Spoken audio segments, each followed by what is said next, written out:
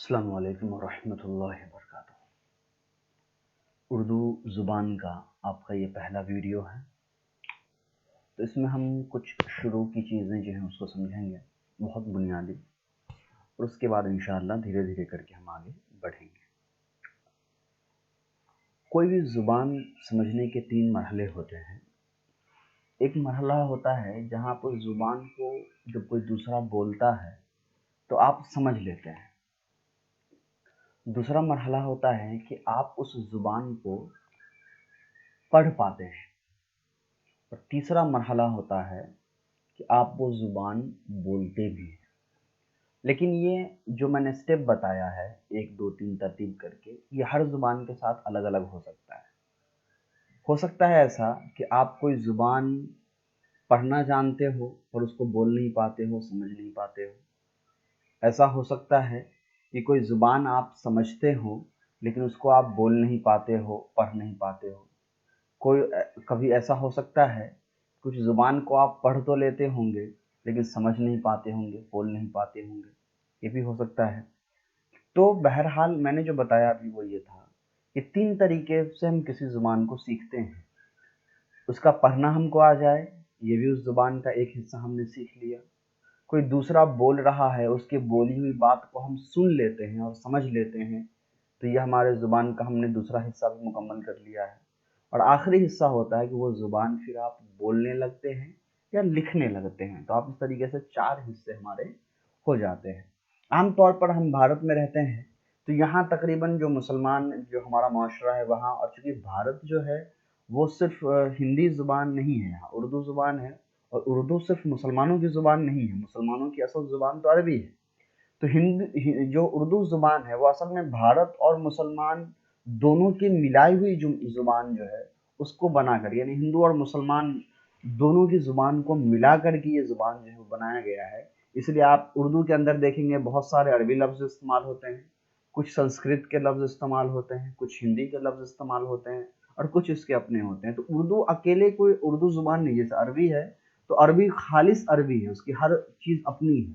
اردو کے کیس میں ایسا نہیں ہوتا ہے، اردو الگ الگ زبانوں سے کچھ لفظوں کو لے کر کے ملا کر کے بنائی گئی ہے۔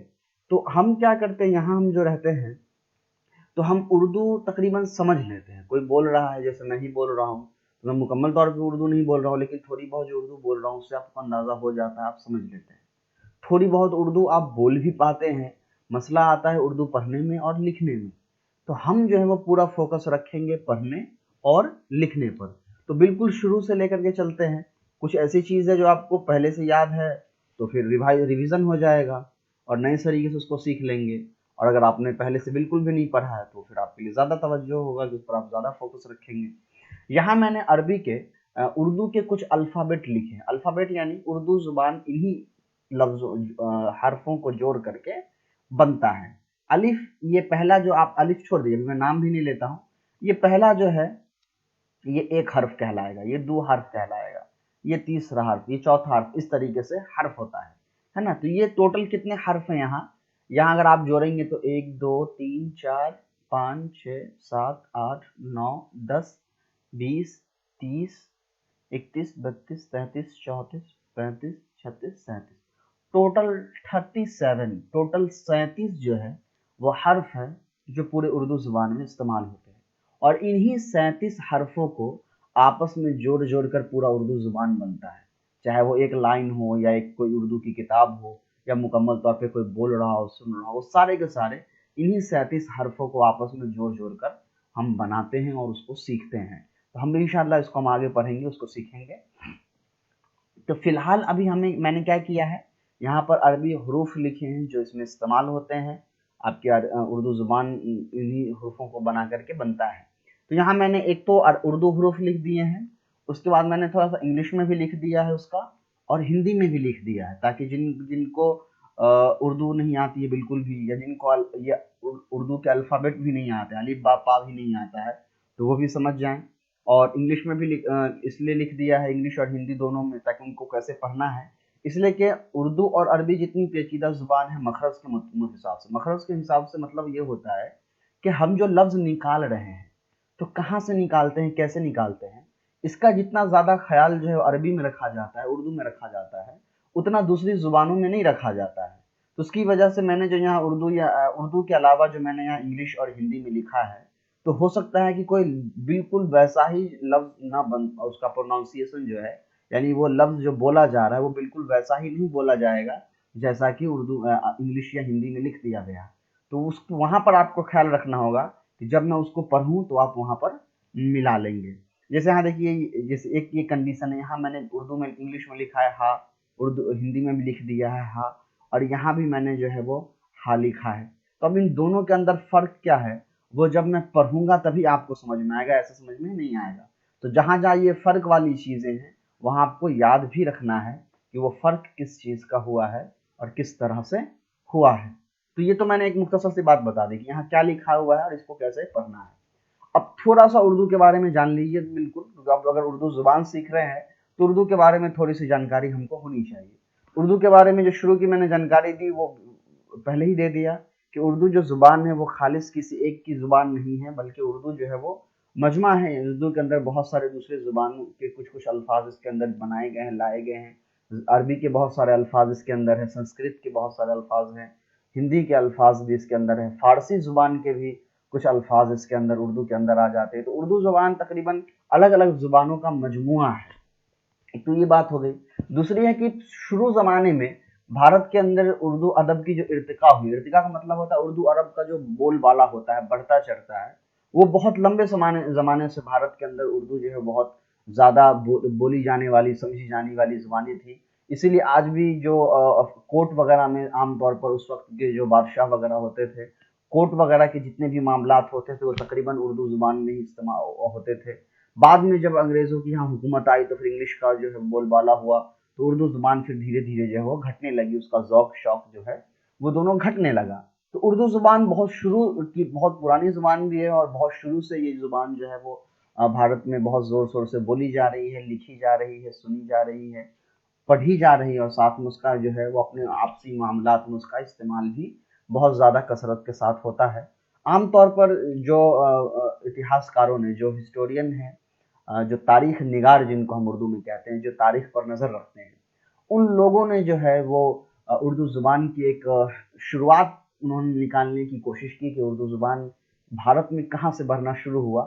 تو انہوں نے لکھا ہے کہ بھارت میں اردو زبان جو ہے اس وقت سے بڑھنا شروع ہو گیا جب بھارت میں اولیاء لوگ آنے لگے، بزرگ لوگ جو ہیں باہر دوسرے ملکوں سے آ کر بھارت میں دینی دعوت پیغام دینا شروع کیا۔ تو ان کی جو ملفوظات ہوتے تھے، ان کے جو بیانات ہوتے تھے، ان کی جو کتابیں ہوتی تھی، خط ہوتے تھے، وہ انہوں نے بہت زور شور سے اردو کا استعمال جو ہے کیا، اور ان کے ذریعے سے پھر عوام نے بھی جو ہے دھیرے دھیرے ان سے اردو لینا شروع کیا۔ اور پھر وہ سننے والے اور سنانے والے جب دونوں اردو بولنے اور سننے والے سمجھنے والے ہو گئے، تو پھر وہاں سے اردو جو ہے وہ بہت زیادہ ایمرج کر گیا، بہت زیادہ رائز کر کے بڑھنے لگا۔ اس کے بعد پھر جو ہے بہت سارے مصنفین بھی آئے، اردو ادب کے بہت سے شاعر آئے، جس میں سے عصمت چغتائی ہیں، حیدر جعفری ہیں، فیض احمد فیض ہیں، اس کے علاوہ اور بھی بہت، منشی پریم چند ہیں، جو انہوں نے بھی جو ہے اردو زبان میں کافی چیزیں لکھی ہیں۔ انہوں نے اپنے نگار میں، اپنے مضمونوں میں اردو کا بھی بہت زیادہ استعمال کیا ہے۔ اس کے بعد ہمارے جو علماء ہیں انہوں نے بھی اردو زبان کو بہت کثرت سے مضبوطی سے تھامے رکھا۔ جہاں انہوں نے عربی پر بہت زیادہ زور دیا، وہیں انہوں نے اردو پر بھی زور دیا۔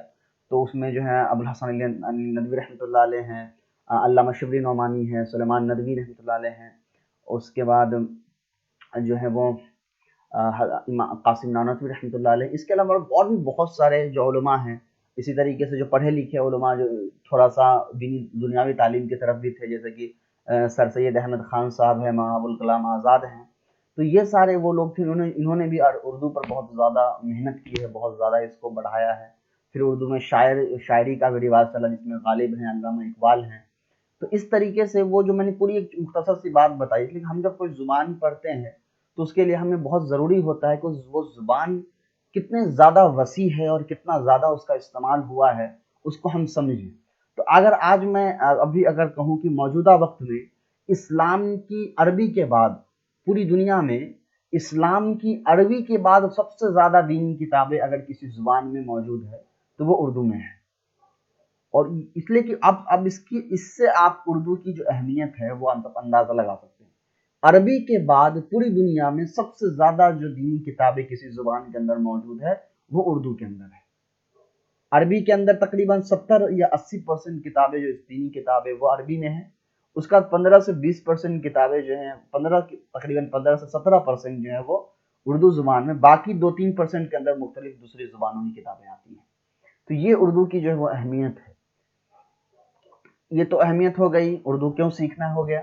اب آ جائیے ہم اردو پہ آ جاتے ہیں، اردو کو تھوڑا سا پڑھنا شروع کرتے ہیں۔